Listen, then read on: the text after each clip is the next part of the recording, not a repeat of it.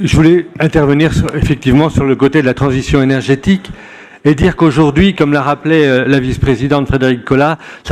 c'est une priorité aujourd'hui sur notre territoire. Et un point qui me semble important sur les évolutions, c'est que des fois on parle de la fin du mois, et moi je dirais aujourd'hui c'est le début du nous, parce que le nous sur la transition énergétique, c'est l'ensemble de tous les partenaires. La présidente l'a rappelé lors de la conférence des financeurs, l'engagement notamment des branches professionnelles qui voient dans la transition énergétique et la rénovation du bâtiment une source d'emploi, une source de création d'emplois, une source aussi pour former un certain nombre de nos concitoyens à de nouveaux métiers. Une source, un nous collectif aussi, puisque avec les territoires moteurs, on s'aperçoit qu'un certain nombre de collectivités s'engagent aux côtés de la région pour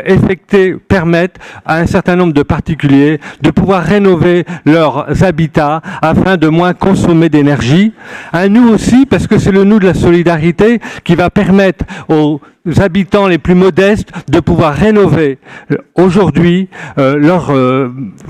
maison à des coûts quasiment nuls, grâce à la fois aux aides, celles de l'ANA, celles de la région, mais aussi grâce aux procédés d'avance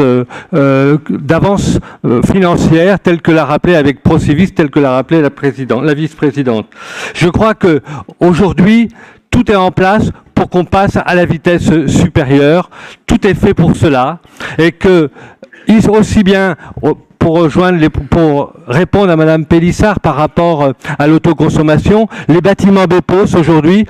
avec l'aide qui est donnée par la région, sont un élément de réponse pour faciliter effectivement les bâtiments qui vont d'abord moins consommer et puis ensuite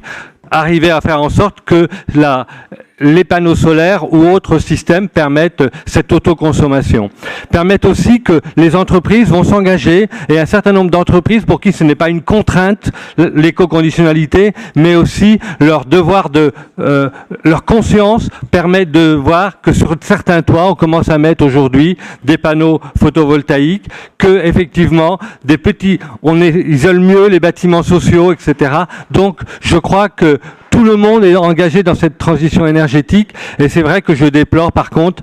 qu'au niveau du SAR, eh bien, on voit une diminution de ce qu'on peut faire au niveau de la région, et je crois que l'ensemble des régions est mobilisé pour que effectivement le SAR ne fasse pas une marche arrière sur les financements de la transition énergétique.